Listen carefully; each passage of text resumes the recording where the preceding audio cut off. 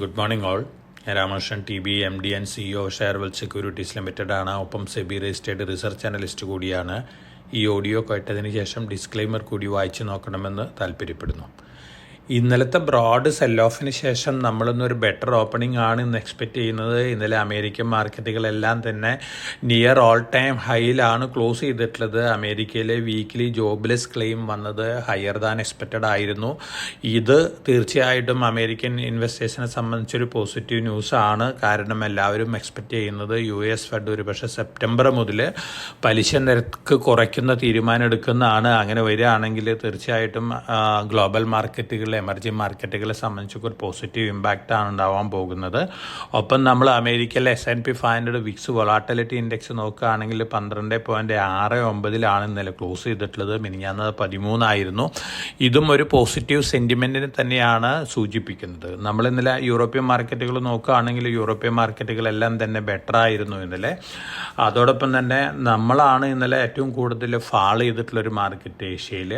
ഇന്നലെ ചൈനീസ് മാർക്കറ്റുകൾ ബെറ്റർ ആയിരുന്നു. അതോടൊപ്പം തന്നെ ഇന്ന് മോർണിംഗിൽ ചൈനീസ് മാർക്കറ്റുകൾ സ്ലൈറ്റ്ലി വീക്കാണ്. പക്ഷേ മറ്റെല്ലാ മാർക്കറ്റുകളും ബെറ്റർ ആയിട്ടാണ് ട്രേഡ് ചെയ്യുന്നത്. ഗോൾഡും ഇന്നലെ മുന്നേറിയിരിക്കുകയാണ്. $2340.3 പെർ ഔൺസിനാണ് ജൂൺ ഫ്യൂച്ചേഴ്സ് ക്ലോസ് ചെയ്തിരുന്നത്. ഇന്ന് മോർണിംഗിൽ $2357 പെർ ഔൺസിനാണ് ട്രേഡ് ചെയ്യുന്നത്. അമേരിക്കയിൽ പലിശ നിരക്ക് സെപ്റ്റംബർ മുതൽ കുറച്ച് തുടങ്ങും. അപ്പോൾ അങ്ങനെയാണെങ്കിൽ തീർച്ചയായിട്ടും ഗോൾഡിനാണ് പോസിറ്റീവ് ഇമ്പാക്റ്റ് ഉണ്ടാവാവുന്ന ഒരു കമ്മോഡിറ്റി. അതിൻ്റെ ഒരു ഇമ്പാക്റ്റും കൂടിയാണ് ഇന്നത്തെ ഗോൾഡ് പ്രൈസിലുണ്ടായിട്ടുള്ള മുന്നേറ്റം. ഒപ്പം കോപ്പർ ബെറ്റർ ആയിട്ട് തന്നെയാണ് ട്രേഡ് ചെയ്യുന്നത്. 2 ഇയർ ഹൈയിൽ തന്നെയാണ് ട്രേഡ് ചെയ്യുന്നത്. ബ്രന്റ് ക്രൂഡ് ഓയിലും ബെറ്റർ ആയിട്ടാണ് ഇന്ന് മോർണിംഗിൽ ട്രേഡ് ചെയ്യുന്നത്. $84.28 പെർ ബാരലിനാണ് ട്രേഡ് ചെയ്യുന്നത്. ഇനി മേജറായിട്ടുള്ള മറ്റു ന്യൂസ് ഫ്ലോസ് ഒക്കെ നോക്കുകയാണെങ്കിൽ അടുത്ത ആഴ്ചയിൽ വരാൻ പോകുന്ന അമേരിക്കയിലത്തെ consumer price inflation below expectation ആയിരിക്കുന്നതാണ് പറയുന്നത്. അങ്ങനെ വരികയാണെങ്കിൽ തീർച്ചയായിട്ടും അതും അമേരിക്കൻ മാർക്കറ്റിനെ സംബന്ധിച്ച് പോസിറ്റീവ് ഇമ്പാക്റ്റും ഒപ്പം ഗ്ലോബൽ മാർക്കറ്റുകൾക്കും പോസിറ്റീവ് ഇമ്പാക്റ്റ് നൽകാനുള്ള ചാൻസസ് ആണ് കാണുന്നത്. ആമസോൺ ഇന്നലെ പുതിയ ഓൾ ടൈം ഹൈ ഹിറ്റ് ചെയ്തിരിക്കുകയാണ്. ആമസോണിൻ്റെ മാർക്കറ്റ് ക്യാപിറ്റലൈസേഷൻ അടുത്ത ദിവസങ്ങളിൽ $2 ട്രില്യൺ ക്രോസ് ചെയ്യാനുള്ള ചാൻസസ് ആണ് കാണുന്നത്. ഇപ്പോൾ $1.97 ട്രില്യൺ ആണ്.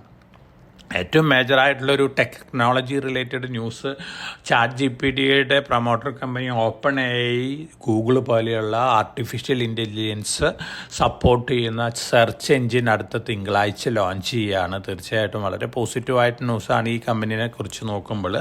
അതേസമയം ഗൂഗിളിനൊക്കെ സ്ലൈറ്റ് നെഗറ്റീവ് ഇമ്പാക്റ്റ് ഉണ്ടാക്കാവുന്ന ഒരു ന്യൂസാണ്.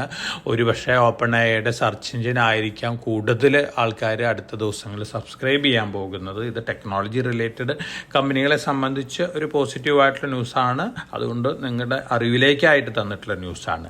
നമ്മൾ ഏപ്രിൽ മാസത്തെ SIP കോൺട്രിബ്യൂഷൻ നോക്കുകയാണെങ്കിൽ 20,371.47 കോടിയാണ്. 20,000 ക്രോസ് ചെയ്തിരിക്കുന്നത് വളരെ പോസിറ്റീവ് ന്യൂസാണ്. അതുപോലെ തന്നെ മ്യൂച്വൽ ഫണ്ട് AUM 57.26 ലക്ഷം കോടിയായിരിക്കുകയാണ്. 8.7 കോടിയാണ് SIP ഫോളിയോസ്. അതുപോലെ തന്നെ റെക്കോർഡ് ഹൈ ആണ് മ്യൂച്വൽ ഫണ്ട് ഫോളിയോസ് വന്നിട്ടുള്ളത്. ഏപ്രിൽ 18.14 കോടിയാണ്. ഈ ന്യൂസും ഇന്ത്യൻ മാർക്കറ്റിനെ സംബന്ധിച്ച് പോസിറ്റീവാണ്.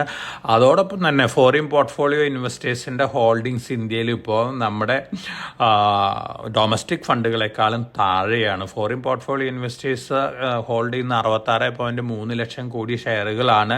നമ്മുടെ ഇൻസ്റ്റിറ്റ്യൂഷൻസ് LIC മ്യൂച്വൽ ഫണ്ടുകളും മറ്റ് ഇൻസ്റ്റിറ്റ്യൂഷനൊക്കെ കൂടി ഹോൾഡ് ചെയ്യുന്ന 66.7 ലക്ഷം കോടിയാണ്. ഇതിൽ നമ്മുടെ retail contribution around 21 lakh crore ഉണ്ട്. അതും കൂടി കൂട്ടുകയാണെങ്കിൽ foreign portfolio investors sell off ആരംഭിച്ചാലും ഇന്ത്യനെ സംബന്ധിച്ച് വലിയ നെഗറ്റീവ് ന്യൂസ് ഒന്നും ഉണ്ടാകാൻ പോകുന്നില്ല. വളരെ പോസിറ്റീവായിട്ടുള്ള ന്യൂസാണ്. ഒപ്പം നമ്മൾ മറ്റ് ന്യൂസ് ഫ്ലോസ് ഒക്കെ നോക്കുകയാണെങ്കിൽ സ്റ്റോക്ക് സ്പെസിഫിക് ആയിട്ടുള്ള ന്യൂസ് ഫ്ലോസ് നോക്കുകയാണെങ്കിൽ ടാറ്റ മോട്ടർ എയ്സ് EV 1000 എന്ന് പറയുന്ന 1 ton electric vehicle commercial vehicle launch ചെയ്തിട്ടുണ്ട്. ഒപ്പം ഇന്ന് ടാറ്റ മോട്ടറിൻ്റെ റിസൾട്ട് വരികയാണ്. ബെറ്റർ ദാൻ എക്സ്പെക്റ്റഡ് റിസൾട്ട് ആയിരിക്കുന്നതാണ് പറയുന്നത്. അതോടൊപ്പം തന്നെ ഫൈനാൻസ് റിലേറ്റഡ് സബ്സിഡിയറിയൊക്കെ ഡീമർജ് ചെയ്യുന്ന ന്യൂസ് അനൗൺസ് ചെയ്യുന്നു പറയുന്നു. അങ്ങനെ വരികയാണെങ്കിൽ ടാറ്റ മോട്ടോഴ്സിൽ ഒരു മുന്നേറ്റം കാണാനുള്ള ചാൻസസ് ഉണ്ട്. ഇന്നലത്തെ മാർക്കറ്റ് ഫാളിലും താഴെ പോവാതിരുന്നൊരു സ്റ്റോക്കാണ് ടാറ്റ മോട്ടോഴ്സ്.